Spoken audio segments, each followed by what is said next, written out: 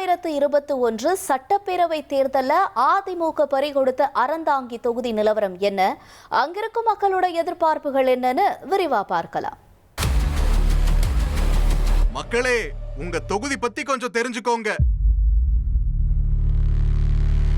அறந்தாங்கி சட்டப்பேரவை தொகுதி புதுக்கோட்டை மாவட்டத்தில் அறந்தாங்கி, ஆவுடையார் கோயில், மணமேல்குடி, கோட்டைப்பட்டினம், ஜெகதாப்பட்டினம் பகுதிகளை உள்ளடக்கின தொகுதி.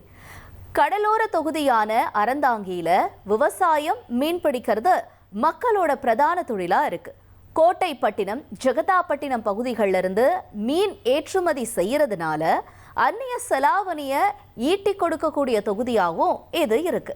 பிப்ரவரி 23 தேர்தல் ஆணையம் வெளியிட்ட இறுதி வாக்காளர் பட்டியல் படி 1,12,282 ஆண் வாக்காளர்களும் 1,15,305 பெண் வாக்காளர்களும் ஒரு மூன்றாம் பாலின வாக்காளர்னு மொத்தமா தொகுதியில 2,27,588 வாக்காளர்கள் இருக்காங்க.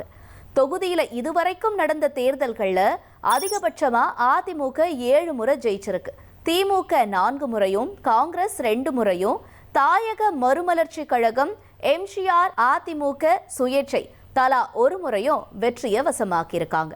தொகுதியில 1977 தொடங்கி 1996 வரைக்கும் நடந்த 6 தேர்தல்கள்ல ஜெயிச்சு மூத்த அரசியல்வாதி திருநாவுக்கரசர் எம்எல்ஏவா இருந்தார். கடந்த 2021 சட்டப்பேரவை தேர்தலில் திமுக கூட்டணியில போட்டியிட்ட காங்கிரஸ் வேட்பாளர் ராமச்சந்திரன் 81,835 வாக்குகளை வாங்கி வெற்றியை வசமாக்கினார். 50,942 வாக்குகளை வாங்கின அதிமுக வேட்பாளர் ராஜநாயகம் தோல்வியை தழுவினார். 30,893 வாக்குகள் வித்தியாசத்துல ராஜநாயகம் தோல்வியை தழுவ 2016 ஜெயிச்ச தொகுதியை அதிமுக பறிகொடுத்துட்டாங்க.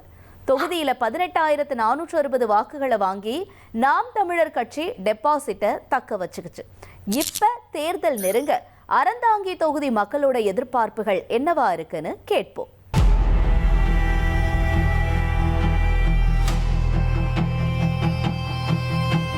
குழந்தைகள் விளையாடுவதற்கு ஒரு பூங்கா ஒரு 5 ஆண்டு காலத்திற்கு முன்னாடி உருவாக்கப்பட்டது.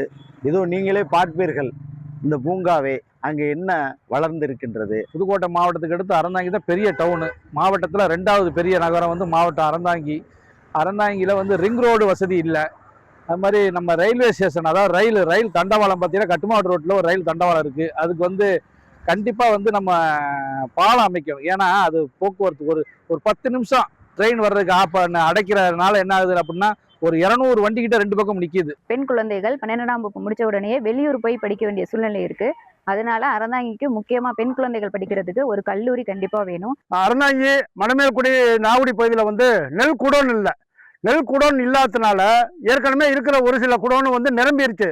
தற்சமயம் வந்து நெல்லை எடுக்க முடியாம அங்கங்க பிடிச்ச இடத்துலயே வந்து நெல்லை பெண்டிங்கில் வச்சிருக்கிறதுனால மேற்கொண்டு விவசாயிகளுடைய நெல்லை வந்து எடுக்க முடியாம விவசாயிகள் வந்து தடுமாட்டத்தில் இருக்காங்க.